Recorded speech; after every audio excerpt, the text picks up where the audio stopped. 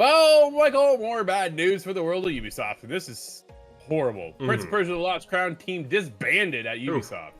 Way to go. Mike Straw over at Insider Gaming tells us all about it. There won't be a sequel to the Prince of Persia: The Lost Crown. Dude, arguably one of the best games this year. Telling you right now, if you have not played it, you are missing out. It is a fantastic, fantastic game. And that team that built the game no longer exists at Ubisoft. According to a new rumor from French journalist Gautoz, Ubisoft has disbanded the team behind the game after it failed to reach internal expectations. A sequel for the game was also pitched, but the company rejected it. Way to go. This comes from the report. It was in French over on the YouTube channel, and then someone at Reset Era summarized it up and, well, helped us out here. The report claims that the decision about the future of the game was decided a few weeks after release, end quote. It was made clear by Ubisoft that after releasing DLC and cosmetics for the game, support would be done. It was also said that members of the core team fought for the aforementioned sequel and more expansions. Lastly, it said that Ubisoft didn't want to want another game because those higher up in the company, because it could cannibalize the potential long-term sales of the first title.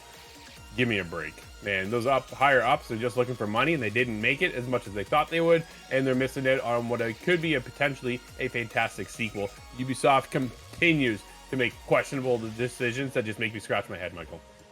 Yeah, this is definitely a massive head scratcher from Ubisoft. I'm very curious what the goals were, right? How short did this game come? As you said, one of the better games of 2024. I mean, was this a situation like a Destiny, right? We talked about this a couple months ago. Destiny released an expansion right after, let go most of the team, and they came out and basically said, yeah, it didn't matter what happened, right? This could have been the best-selling Destiny expansion of all time. This was going to happen. So I wonder if that was always the case at Ubisoft. They said, look, going in, we're never going to make a second game. Maybe we'll give them some false hope to keep them motivated to make this game, but it's really hard to say. Or maybe there was. We have a sales goal, we didn't hit it.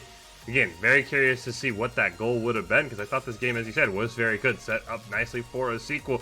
Saying that they didn't want it to cannibalize the first one, I mean, maybe now that the team's disbanded, people are going to go out and buy the first one in like a sick and twisted way. Maybe this helps the sales of the game, but then no one would make sequels, right? Ubisoft, that doesn't make sense. Sequels work for every other company but you for a reason. Maybe they say we're not going to make more Assassin's Creed games because it would cannibalize the sales of the first Assassin's Creed. Makes no sense what they're saying.